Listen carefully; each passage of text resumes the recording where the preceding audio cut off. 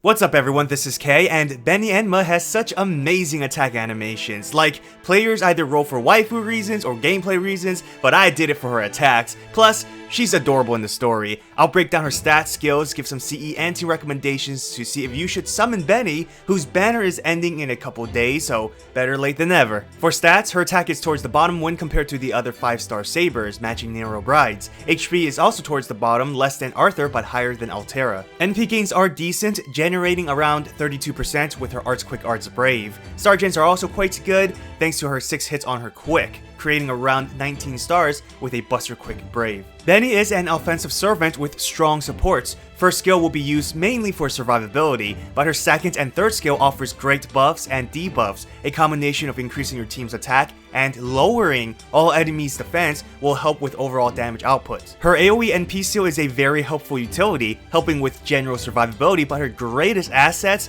is that 20% team NP charge. NP batteries in general are very helpful, but a team NP battery is next level. Don't worry about the healing for enemies, it's honestly an inconsequential side effect. Obviously, not helping your enemies at all would be much preferred, but for what you're getting out of her skills, it's nothing. Max her skills in reversing order. Beni has a very unique passive where she's protected from having her skills sealed, not to mention her overall passives are really good. Beni's Noble Phantasm is a single target that's strong against chaotics and evils, even better if they are chaotic evil. This overcharge makes Beni quite an effective servant killer. Keep in mind, this NP effect is a buff for one whole turn. The boost in damage isn't only for her NP, but it'll apply to her other follow-up attacks during the turn. So all attacks will increase against chaotic and evil alignments. With an NP Arts Brave, Beni will charge about 36% gauge, which is decent. With Arts supporters, she can spam her NP. For CE recommendations, focus on NP damage and Arts. Both Dive in Blue and Royal Icing are event CEs,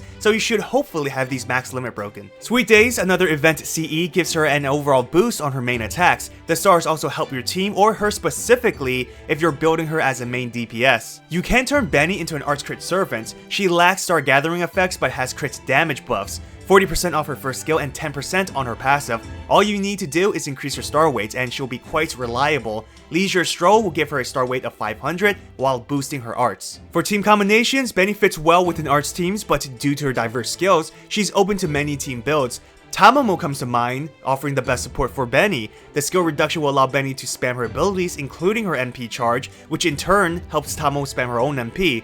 Tamamo's buffs are great assets for Beni's damage as well, helping not only arts, but with NP damage now as well. A good team to use against Lancer bosses would be Beni, Tamamo, and Nero Bride.